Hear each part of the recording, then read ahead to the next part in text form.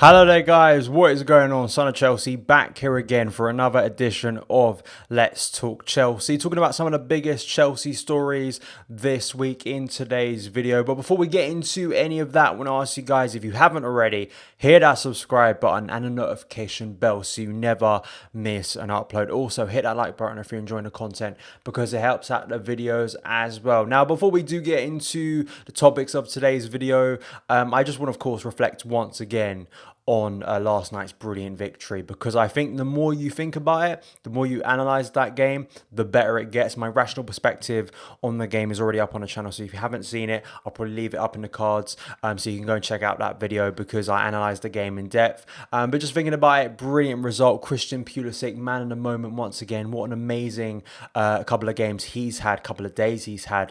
Really a major influence under Frank Lampard now. I also saw a stat saying that Christian Pulisic has now scored more goals in 2019-20 for Chelsea than he has in any other season in his career. And considering his age, it really bodes well and is exciting for Chelsea going forward how good Christian Pulisic can become. And that 60 million price tag from Borussia Dortmund might look cheap in a couple of years' time. We'll have to wait and see. But let's get into the topic of today's video. Firstly, Kai Havertz, a transfer update on Kai Havertz, because I know how much you guys enjoy when I talk about Kai Havertz and how excited Chelsea fans are potentially for this deal to become a reality and Havertz to join Timo Werner and Hakim Ziyech for a major summer window. It really would if Havertz was to become a Chelsea player. In terms of just Havertz, apparently Chelsea are in talks with Bayer Leverkusen for the player. There were some talks about an 88 million bid going in, and then Frank Lampard in his pre-match press conference for Man City said that Chelsea had not made a bid, and he gave this sort of wry smile, which then got screenshotted and gifted. And then on social media there was a lot of intrigue from Chelsea fans about what that meant, whether Frank was telling the truth. I guess this is just something we're going to have to wait and see. I still feel, unlike Werner and Ziyech, it's not going to be as easy to get Havertz over the line. I think it's a bit like Jadon Sancho. I think this one could run and run. Potentially, maybe there could be something in the pipeline and Chelsea may be closer than we think. We're just going to have to wait and see. But in relation to Kai Havertz and signing him for Chelsea, another attacking player, another midfielder, could Chelsea be looking at other areas? I've answered questions about this on the channel this week. Centre-back, and Simon Johnson wrote an article earlier in the week for The Athletic here. Chelsea's recruitment should now focus on centre-backs. It's a really good piece. Link in the description box below, so go and read it. And what Simon Johnson does in his piece is he gives a number of targets that Chelsea could go for in centre-back to strengthen in the area, because it has been a major problem for Frank Lampard this season, finding the best centre-back pairing for Chelsea. And it's interesting to me with the way results can change the mood of a fan base. You know, Rudiger and Christensen were absolutely brilliant last night. They really were. And fingers crossed that can be the centre-back pairing for the remainder of the season, because Frank has needed a consistent one back there. And because of injuries, because of form, he's really struggled to nail down a consistent back four, let alone a back two, but especially a back two. So that could be the back two going forward, at least for the short term. But looking at some of the options that Simon Johnson picks out. Firstly, Chelsea have explored the possibility of acquiring David Alaba from Bayern Munich in recent months. Really experienced defender. And then Simon Johnson refers to another Bayern Munich defender, Jerome Boateng, who could do a job in the short term. He does turn 32 in September, which doesn't exactly fit Chelsea's business model in terms of the players we're signing, the profile players we're signing. And then you go to the other end of the spectrum of a younger defender in Upamecano from RB Leipzig, 21 years old, so the age bracket of a defender and the age bracket of the player is very much in line with what Lampard is looking for, bringing in young, exciting players that could develop into better players in the future. Not the finished article. Apparently, he could be about 54 million, but a really impressive player. He's really been an integral part of Julian Nagelsmann's team, apart from, of course, Timo Werner going forward. Defensively, he's been so impressive this year in terms of recovery tackles, pace, being in the right place at the right time. But as well, if you're looking for the sort of player Chelsea want and fans sort of crave in terms of that leader, could he be the answer, really? I think that's the big question for me. I think that still a young player, and we've talked about this with Gabriel Magalhaes, who sort of, for me, fits into the same category from Lille. Similar age, left-sided player. And I think with a player like Upamecano or for Magalhaes, I almost think that can't Chelsea spend their time on Tomori? You know, that's not really a senior defender that could really bolster the first team. You know, I don't think these are world-class players yet, and is really a marquee signing in that area for me. And then we come to the most obvious target in Koulibaly from Napoli, 90 million rated.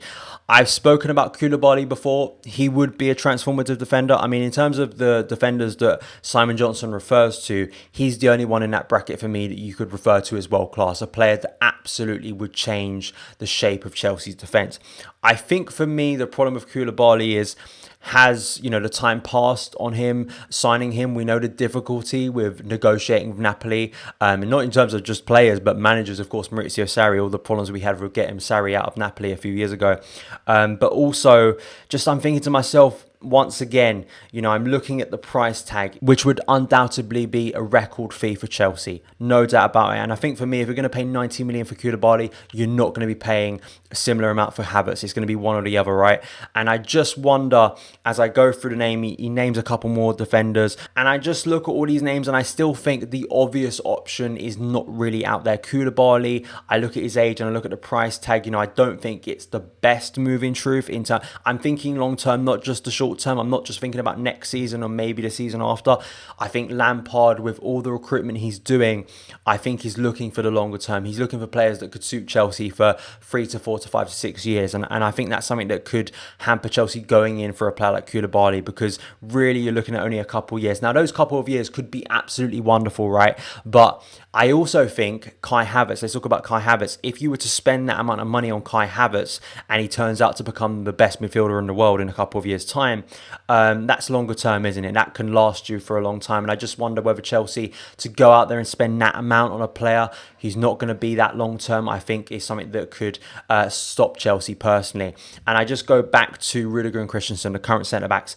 If Frank Lampard cracks the code in his centre-backs and finally finds a pair that he can trust and relies on for a number of games, I still feel, and I've said this a lot, I still feel Chelsea may miss out on signing a centre-back this summer. I think Frank really wants to get goals into this team, more goals, more creativity, a sharper clinical edge moving forward. I think he really wants to master that next season. I think he wants to make Chelsea one of the most dangerous teams moving forward.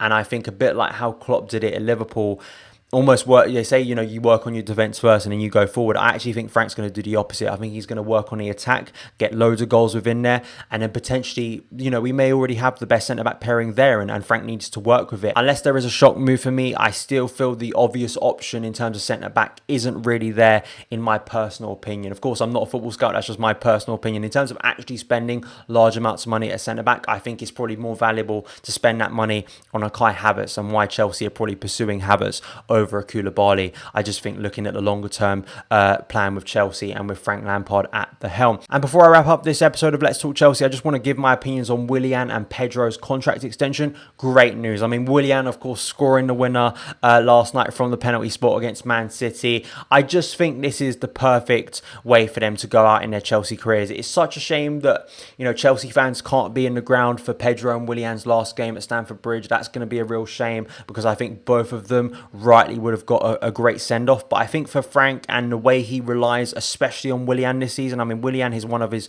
most trusted lieutenants in terms of a player that is regularly in the starting 11. Whatever you think about Willian, the criticism of him, I still think we need him for squad depth. I mean, we were talking about Loftus-Cheek playing wide. I think Frank doesn't need to do that now unless you get an injury to one of those two players, and Christian Pulisic's form being incredible. I think it gives Frank just more options, and finishing the season with the squad we started with, I think is fair, and it's good that Frank convinced both of these players to sign on for a little bit longer. We know Pedro's going to Roma after this season, and we know Willian potentially could be staying in the Premier League, maybe going to Arsenal or to Tottenham. We're going to have to wait and see, but I think it's just positive news all round. And as we saw last night, either of them could still have a major impact on Chelsea positively for the remaining games. So that is it for this edition of Let's Talk Chelsea. Thank you guys so much for taking the time to watch it. If you did enjoy it, hit that subscribe button and a notification bell so you never miss an upload. Follow me on Twitter at Son of Chelsea. Have a great day, and I'll see you again.